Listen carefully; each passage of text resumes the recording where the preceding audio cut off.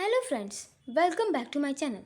In today's video, I will talk about right to lodge caveat that is most important concept of CPC.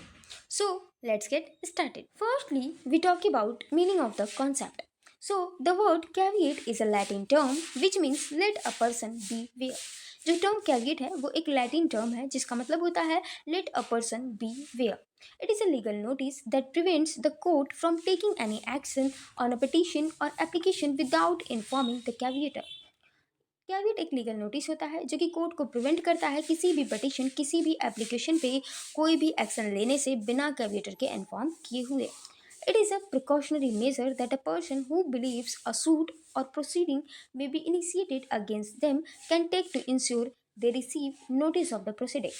ये एक precautionary major होता है जो कि कोई भी पर्सन इस विश्वास पे कि उसके अगेंस्ट कोई भी सूट कोई भी प्रोसीडिंग लाया जा सकता है इस पर विश्वास करके वो कैविएट को फाइल करता है ये इंश्योर करने के लिए कि जब भी उसके अगेंस्ट कोई भी प्रोसीडिंग कोई भी सूट लाया जाए तो उसे नोटिस मिल सके. The person who files the caveat is called caveator. वो पर्सन जो कि कैविएट को फाइल करता है वो कैविएटर कहलाता है और कैविएटर जिस पर्सन के अगेंस्ट यानी कि वो पर्सन जो कि लॉ सूट को फाइल करता है वो कहलाता है कैविएटी. Section 148A, that is introduced by the CPC Amendment Act 1976, defines the right and procedure for lodging a caveat in civil cases. CPC का जो सेक्शन 148A है वो कैविएट को लॉज करने के लिए जो भी राइट और प्रोसीजर हैं सिविल केसेस में उसको डिफाइन करता है. अब हम लोग बात करते हैं definitions of the caveat. So, according to dictionary meaning, a caveat is an entry made in the books of the offices of registry or court to prevent a certain step being taken without previous notice to the person entering the caveat. Dictionary meaning के according caveat एक entry है जो कि किसी person के द्वारा office of registry और court की बुक में जो है बनाया जाता है ये प्रिवेंट करने के लिए कि उसके अगेंस्ट जो है बिना उसे प्रीवियस नोटिस दिए हुए कोई भी एक्शन कोई भी जो स्टेप है उसके अगेंस्ट किसी प्रोसीडिंग में लिया जाए इस चीज़ को प्रिवेंट करने के लिए जो पर्सन है वो कैविएट को फाइल करता है. In Nirmal Chand Dutt versus Girindra Narayan Roy AIR 1978 में high court defined caveat in CPC as a caution और warning to the court not to pass order without notifying the कैविएटर.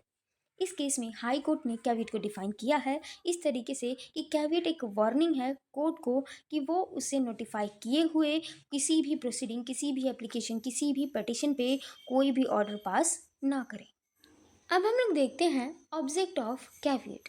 Means जो कैविएट प्रोविज़न है सीपीसी में उसका क्या ऑब्जेक्ट है क्या पर्पस है किस पर्पस के द्वारा उस प्रोविज़न को सीपीसी में 1976 के अमेंडमेंट के थ्रू ऐड किया गया इसे समझते हैं. तो पहला ऑब्जेक्ट है to prevent ex parte order. It ensures the court does not pass an order without hearing the person who may be affected by it. ये जो कैविएट है वो ये इंश्योर कराता है कि कोर्ट के द्वारा उसके अगेंस्ट कोई भी ऑर्डर को पास ना किया जाए बिना उस पर्सन को हियर किए बिना जो कि उस ऑर्डर से अफेक्ट होगा.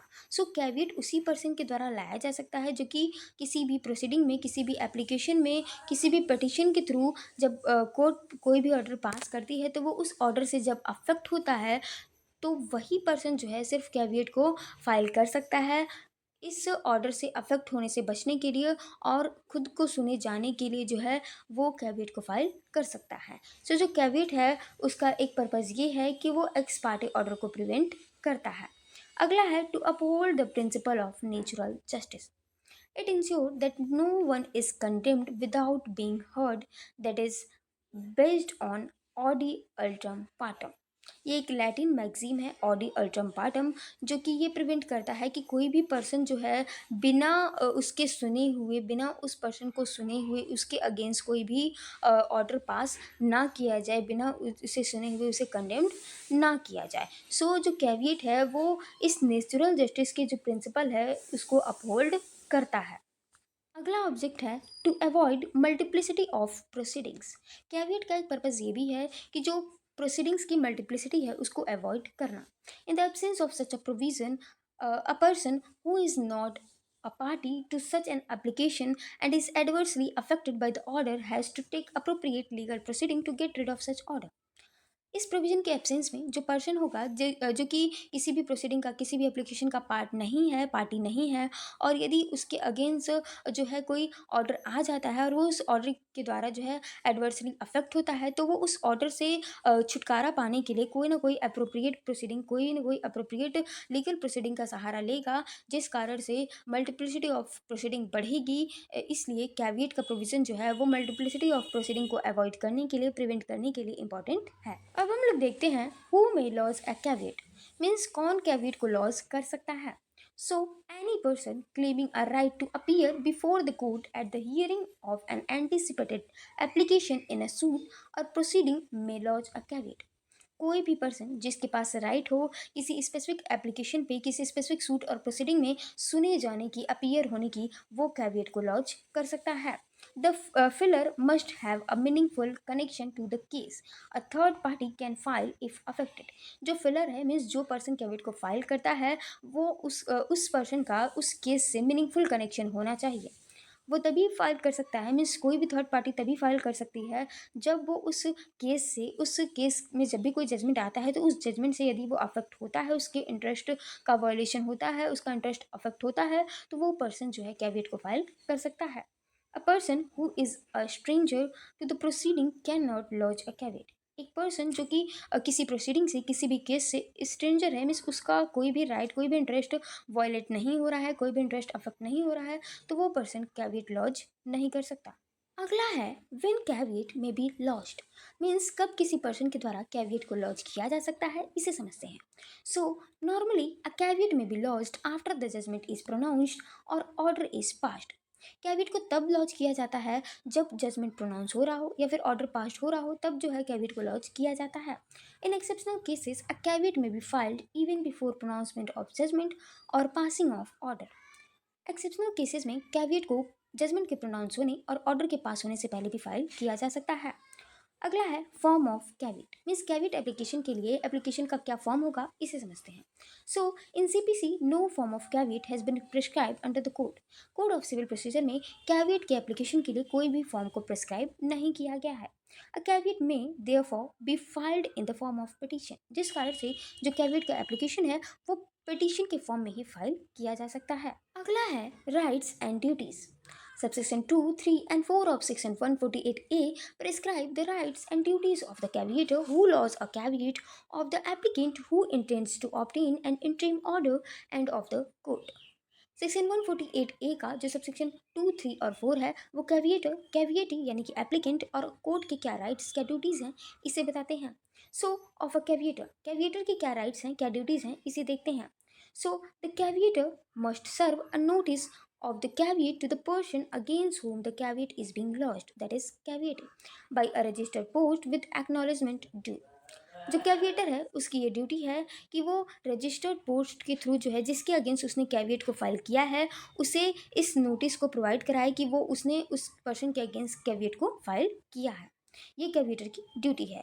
यहाँ पे जो भी एक पर्सन का ड्यूटी है वो दूसरे पर्सन की राइट है, और जो दूसरे पर्सन की ड्यूटी है वो पहले पर्सन की राइट है। मीन्स जो पहले पर्सन यानी कि कैविएटर की जो ड्यूटी है वो कैविएटी की राइट है, और जो कैविएटी की ड्यूटी होगी वो कैविएटर की राइट होगी। सो कैविएटी की ड्यूटी ये है कि उसने यदि कैविएट को फाइल किया है, तो जिस पर्सन के अगेंस्ट उसने कैविएट को फाइल किया है उस पर्सन को ये अवेयर कराए कि उसने उसके अगेंस्ट जो है कैविएट फाइल किया है।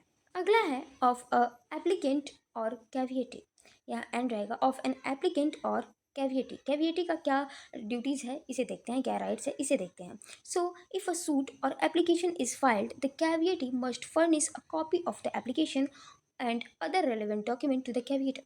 कैविएटी की ड्यूटी है कि यदि उसने कोई भी सूट, कोई भी एप्लीकेशन फाइल किया है कैविएटर के अगेंस्ट, तो वो उस एप्लीकेशन की कॉपी और जो भी रेलेवेंट डॉक्यूमेंट है वो कैविएटर को प्रोवाइड कराएं, कैविएटर को सेंड करें। अगला है of the court, means court की क्या ड्यूटी है इसे देखते हैं। जो कोर्ट की ड्यूटी है वो कैविएटर की राइट है। So once a caveat is lodged, एक बार कैविएट के लॉज होने पर the court must notify the caveator whenever an application is filed in that matter within 19 days. सो जो एक बार कैविएट के फाइल होने पर कोर्ट की ड्यूटी हो जाती है कैविएटर के अगेंस्ट कि वो कैविएटर को नोटिफाई कराए जब भी 19 डेज़ के अंडर उस कैविएटर के अगेंस्ट यदि कोई एप्लीकेशन फाइल होता है तो वो उस बात का जो नॉलेज है वो कैविएटर को प्रोवाइड कराए, मीन्स कैविएटर को नोटिफाई कराए कि उसके अगेंस्ट एप्लीकेशन फाइल हुआ है। And it cannot pass any order without hearing the caveator if the caveat exists। जो कोर्ट है वो बिना कैविएटर को सुने हुए कैविएटर के अगेंस्ट कोई भी ऑर्डर पास नहीं कर सकता है यदि कैविएटर ने कैविएट को फाइल किया है। अब हम लोग देख लेते हैं time limit of the caveat. Means जो कैविएट है उसका टाइम लिमिट कितना है, मीन्स वो कब तक एप्लीकेबल होगा। So a caveat under CPC is valid for 90 days from the date of the filing. Date of the filing से लेकर के 19 डेज तक जो कैविएट है वो वैलिड होता है। It can be renewed bye filing a fresh caveat petition before expiring. और जो कैविएट है उसके एक्सपायर होने से पहले पिटीशन लगा करके, पिटीशन डाल करके उस कैविएट को रिन्यूड कराया जा सकता है। अब हम लोग देख लेते हैं case law related to the concept. So पहला केस है Deepak Khosla versus union of India 2011 Delhi high court. इस केस में ये कहा गया caveat in CPC apply strictly to civil cases not criminal.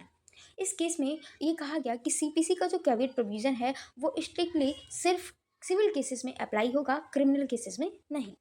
अगला है कातिल वैलिल परकुम कोइलोथ वर्सेस मनिल पैदिकाइल कदीशा उमा AIR 1991।